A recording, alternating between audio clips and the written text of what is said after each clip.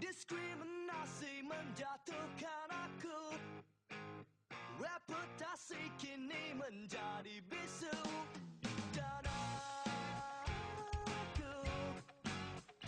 Assalamualaikum warahmatullahi taala wabarakatuh. Baru-baru ini mahasiswa kecoh membicarakan tentang sistem pilihan yang baru, iaitu e-voting.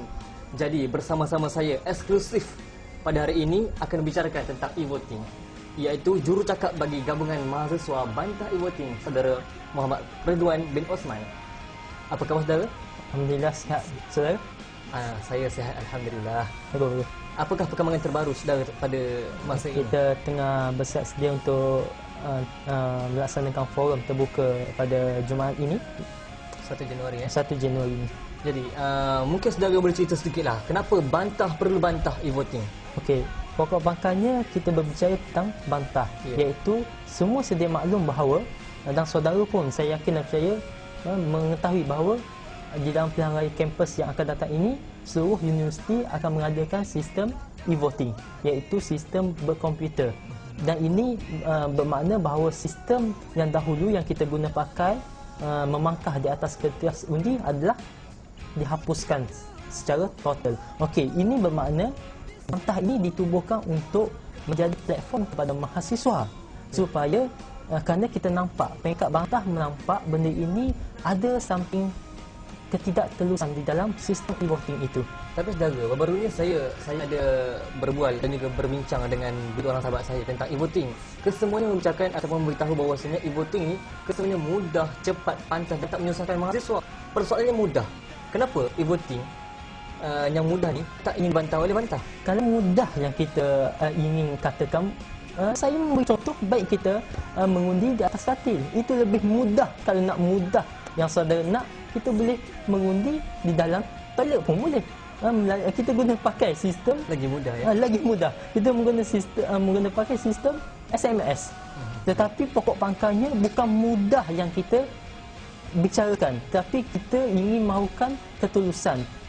Demokrasi kampus ini saya ibaratkan sebagai suatu perayaan. Okey saudara, perayaan macam mana yang dikatakan sebagai demokrasi yang saudara ingin jelaskan? Okey, perayaan ni macam biasa. Kita menyambut perayaan kemerdekaan, kita menyambut perayaan Aidilfitri, Aidiladha, Natal, Deepawali. Okey. Dan saya bagi contoh, bila kita menyambut perayaan Aidilfitri, mesti saudara pun akan memakai baju baru. Betul tidak? Betul.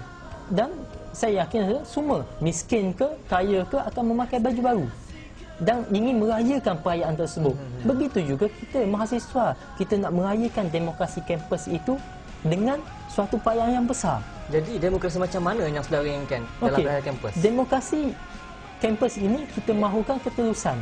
Jika pihak HEP ingin counter pilihan raya ini, baik pihak tu HEP datang tetapi bukan menyekat kebebasan mahasiswa. Dalam konteks demokrasi kampus ini, pihak HEP yang bertanggungjawab menguruskan demokrasi kampus. Jadi, jika ada ketimpangan yang berlaku di dalam demokrasi kampus, di mana hal tuju mahasiswa? Saya bagi contoh yang mudah. Hari Jumaat ini, kami pihak bantah akan melaksanakan forum terbuka yang akan membincangkan tentang e-voting dan masa depan demokrasi kampus. Apatah tu HEP membenarkan forum ini berjalan dengan cara yang aman. Dan ini saya rasa demokrasi yang subur, demokrasi kampus yang subur yang kita inginkan di peringkat mahasiswa. Contoh perayaan Aidilfitri, kita sudah semestinya membeli baju baru, memakai pakaian baru, wangi-wangian, dan tidak kira miskin ataupun kaya, semua akan berpakaian baju baru. Okey, jadi di peringkat mahasiswa juga kita ingin kesuburan demokrasi kampus, itu yang paling penting. Baik saudara, jikalau e-voting ni kita letak dekat tepi dan kita inginkan demokrasi kampus, macam mana demokrasi kampus yang saudara inginkan? Boleh saudara jelaskan sedikit? Okey, demokrasi kampus yang saya faham, iaitu setiap orang, mahasiswa ataupun mahasiswi bebas bercakap, berfikir dan menerima pendapat dan mengkritik pendapat-pendapat yang mereka tidak bersetuju. Dan ini demokrasi kampus yang subur yang perlu kita terapkan di dalam sistem demokrasi kampus yang sedia ada. Saya bagi contoh bahawa demokrasi kampus yang mana saya nak, iaitu pihak HEP terutamanya mesti telus untuk membenarkan forum terbuka yang akan diadakan pada 1 Januari ini di Dewan Kuliah Utama Akademi Pengajian Islam, dan mereka tidak perlu menghalang, menyekat ataupun menangkap sesiapa yang hadir. Kalau program forum sekecil ini pun dihalang oleh TNC HCP yang akan ditangkap, mungkin akan dihalang, ditutup jalan dan sebagainya, dan mungkin akan diheret beberapa mahasiswa ke Ataoku. Saya membayangkan saudara, sistem demokrasi kampus ini ibarat seorang perempuan yang memakai baju yang cantik, tudung yang elok, tetapi tidak memakai kain.